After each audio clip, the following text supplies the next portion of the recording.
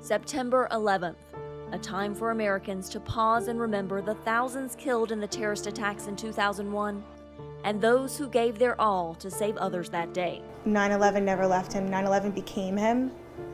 He would do it all over again.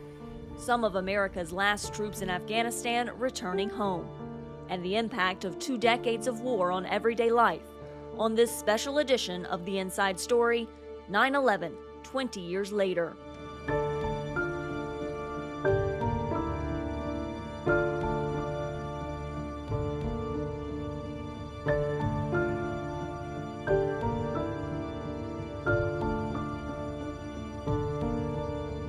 Hi, I'm Carla Babb, VOA's Pentagon correspondent.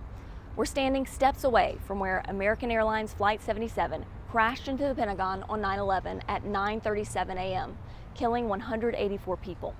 Nearly 3,000 died in terrorist attacks that day. Another plane headed for the Capitol crashed in Shanksville, Pennsylvania. 2 planes hit the World Trade Towers in New York City. The crumbled Twin Towers became known as Ground Zero of the terrorist attack, changing the lives of thousands of people. Many Americans old enough to remember the attacks know exactly where they were that day. I was in high school in North Carolina. I remember how the faculty turned on the TVs to follow what was happening. I remember the disbelief, the sadness in the hallways. I also remember the bravery we saw, how people gave their lives to save the lives of others. Here's VOA's Anna Rice with more on the heroism from that day. It was a terrible sight to see. He was all full of the white powder. 147 is his firehouse, which is what he loved. That's where his heart always was. Inside his helmet, he kept pictures of us. This was actually the last picture I took with my dad. This picture, snapped by an unknown photographer, went viral in both the US and international media. A copy of the photograph is stored at the National September 11th Memorial and Museum. This is our father here kneeling down. He was working down at the pile for months. After the 9/11 terrorist attacks, Alioto worked for extended periods of time at Ground Zero, looking for the remains of the dead, breathing in toxic substances that took a toll on his health. And my husband had glass and pieces of black smoke and things in his lungs. And little by little, he was taken from us. Doctors said he had 10 years at most. He lived for 18. He was a fighter, but 9/11 never left him. 9/11 became him. He would do it all over again. Alioto's 3 daughters have a hard time remembering that dreadful day. Amanda was 10, Ashley was 6, and Alyssa was only 4. Angela Alioto picked up the 2 older girls from school earlier than usual that day, but they didn't go home. They went to the neighbor's place. A lot of their neighbors also had family members who were firefighters. All the moms were crying and watching it on TV, so once I started seeing the TV and the fire department, I had a feeling, Daddy was there. On the morning of 9/11, Thomas Alioto was heading home after a night shift. After he learned the first plane hit the tower, he turned around and went straight to what had been the World Trade Center. He almost died under the North Tower that was collapsing to the ground. It took him a few hours to free himself from the rubble. And then he just lost track of time. It was a blur, a desperate attempt to find survivors amid the wreckage, the debris, the giant metal beams. He thought he was dead. I remember him telling me that he had no feeling. He thought something was biting him. I can't just explain it. He was bleeding inside his boots. In 2006, due to health issues, Alioto had to leave his job. His only outlet now was his family.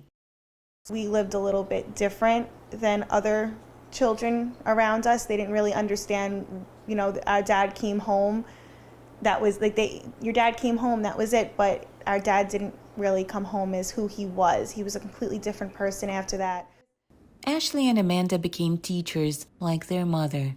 Eliotto tried to convince Alyssa, the youngest of the three, to do the same, but she chose a career in the police force, and that made him extremely proud. Right before her graduation from the academy, Alyssa and some of her friends went to the National September 11th Memorial and Museum, a tradition New York policemen observe. I sent him a helmet. He said, it's sad. I said, very. He said, look for Mike Esposito, which was his best friend that he lost that day. He had sent me a picture, that exact picture. Said, I've been trying to find that. He said, can we spend some time together tonight? I said, yes. And that was December 17th, 2019 at 2 p.m. And that was the last time I spoke to him, because later that night, lost this battle. Everything in the house still reminds Angela and the girls about Eliotto. I can still smell the smoke. It makes me feel like my dad's here. It's the second 9/11 anniversary in the house that Eliotto is not present at.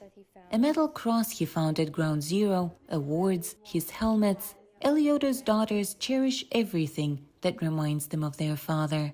Alyssa's graduation picture has his face photoshopped on it. He died 6 days before the event, but in the picture they are together. You can even hear his voice, a little recorder hidden in stuffed toys that still says the words his family heard so many times.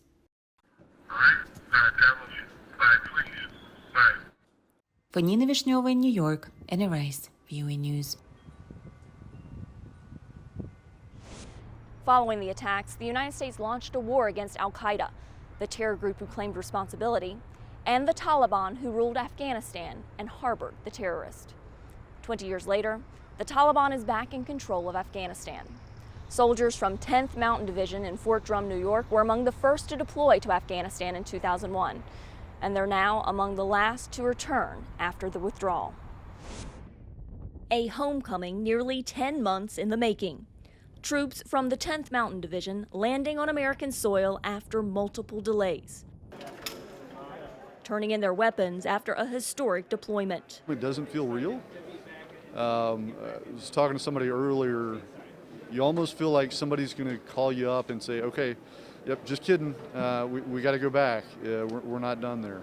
Battalion Commander Lieutenant Colonel Chris Rowe said these troops helped turn over every remaining American base in Afghanistan, from Helmand in the south to Mazar al-Sharif in the north, and then the military's hub, Bagram Airfield, before finally providing security at Kabul International Airport, helping evacuate more than 120,000 people while under constant threat.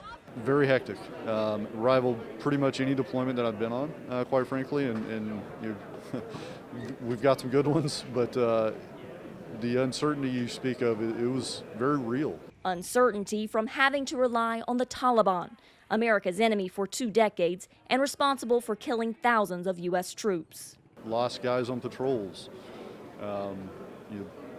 multiple rocket attacks at bases that I've been on with soldiers. It wasn't a good feeling. We needed them. At the end of the day, they were, that first kind of filter and providing us almost like the security outside to allow us to do our jobs. One thing I do know about mountain soldiers, we are mountain tough. About half of these soldiers either weren't born or don't remember the terror attacks in 2001 that started the war they ended.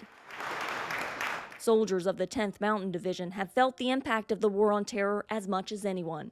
46 deployments to Iraq and Afghanistan since 9/11-2001. Their mission flag now lowered, families sharing that first hug. It felt like home. It felt like exactly where I've been wanting to be for over 9 months. It was amazing. For some, 288 days felt like a lifetime. I'm ecstatic. She was 5 months when he left, so he's missed pretty much all the firsts. A long-awaited reunion for Aubrey and Sam Evans. Their daughter's smile says it all.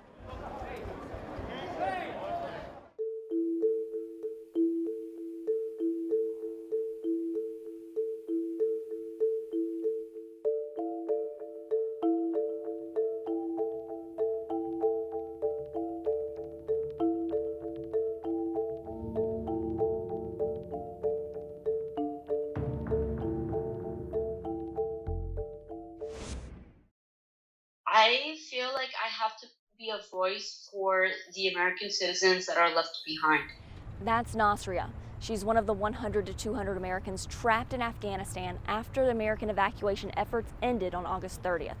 She asked we only use her first name for her safety. She spoke exclusively to VOA, telling me she's terrified and traumatized. There's been days where, I think to myself, like, am I going to make it home? Am I going to end up living here? Am I going to end up dying here? What's going to happen? 25-year-old California native Nasria came to the Afghan capital in June to visit family and marry her longtime boyfriend.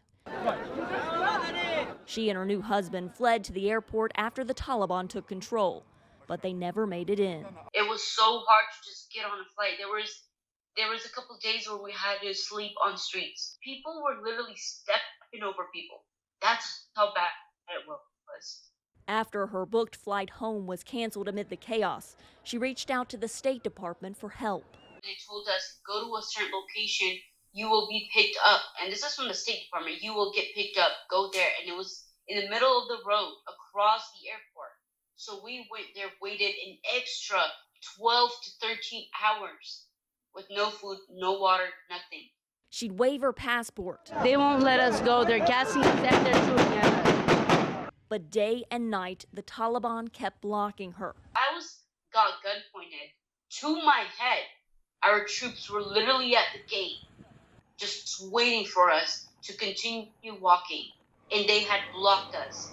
And there was a time where, I went past them and I started walking as fast as I can. And they started shooting right by my leg and told me to come back or they would shoot me. Oh my God. That's how it was. And I've never in my life have ever been experienced anything like this. It was like a movie scene. It was like literally a movie scene. She says her husband, an Afghan national, even begged the Taliban to let her in the airport without him, but she refused to leave him. I was not going to leave without my husband because I knew in my heart I was never going to, step a foot back in Afghanistan once I go home. And I'm pregnant, and definitely my child is going to need a father. I'm going to need a husband by my side. Now that the U.S. military is gone, Nasria says the Taliban are hunting Americans. And apparently they're going door to door from now, trying to see, if anybody has a blue passport. The State Department has told her to stay put, and they will find a way to get her out. But she gets more discouraged with each passing day. I don't even think I'm going to be able to go home. I definitely lost of hope. If I was only 15 steps away from the airport and I was told people are going to come out of the airport to get me, so what hope am I supposed to have now? She certainly is a brave young woman. We are hoping for her safety and that she and Americans and Afghans trapped in Afghanistan can leave soon. Well before the Taliban retook power in Afghanistan, they had been gathering an important resource, money. While it is impossible to know exactly how much money they have amassed, it is clear the militants have been intent on creating financial independence. A June United Nations report estimates the militant group raised $300 million to $1.6 billion annually. Where did the money come from? Much of it came from criminal activity, including opium production and drug trafficking, as well as extortion and kidnapping for ransom. Drug trafficking alone may have earned the Taliban $460 million, according to the report. Other sources of income include taxation in areas they controlled. Daily taxes from a Taliban checkpoint between Pali Kumri and Mazar-e Sharif alone were estimated to be substantial. The Taliban also ramped up mining operations in areas they controlled, bringing in as much as $464 million last year. Still more money has come from donations by wealthy supporters and a network of non-government charitable foundations. Other sources of funding are foreign governments. U.S. officials have said for years that the Taliban have received money, weapons, and training from Russia. Analysts say the militants also received money from Pakistan and, to a lesser degree, Iran. Now that the Taliban are largely in control of Afghanistan, they have the opportunity to raise even more money, including accessing government accounts and through federal taxation. However, they will also incur the costs of running a government. The Afghan government spent $11 billion in 2018. 80% of that came from foreign aid. Some donors have announced they will stop sending aid, at least for now. Economists warn that a scarcity of U.S. dollars could cause the value of the Afghan currency to fall and inflation to rise.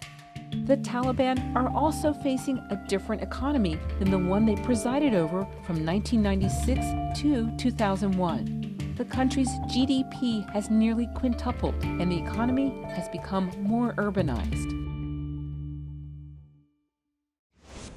The 9/11 attacks grounded airline flights in the United States for 2 days and have forever changed the way people travel by plane. Security screening has come a long way in 20 years.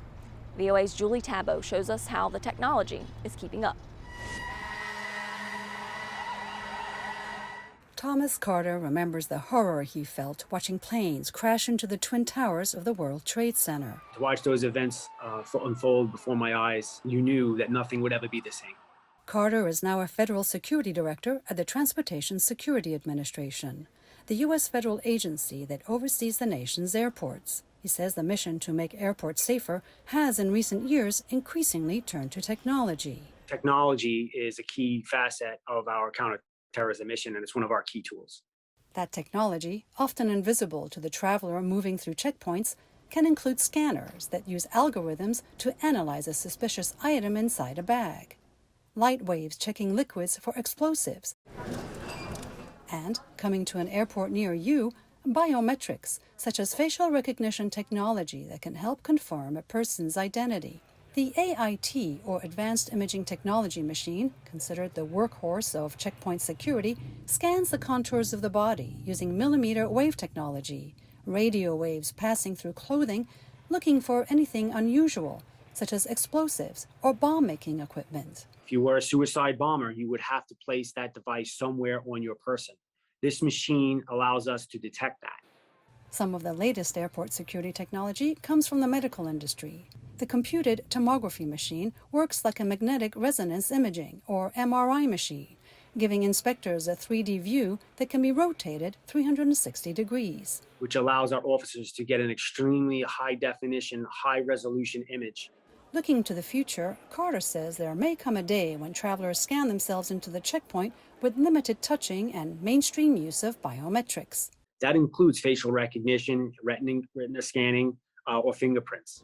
The 20th anniversary of 9/11, Carter says, will be a day of remembrance, reflection, and a renewal of purpose, especially as he looks to the Freedom Tower in Manhattan, built where the Twin Towers once stood. We know that that represents the strength of our nation, and we know that we have a mission ahead of us to protect it. Advanced technology and extra patience from passengers worldwide all can help in the mission to keep air travel safe. Julie Tabo, VOA News.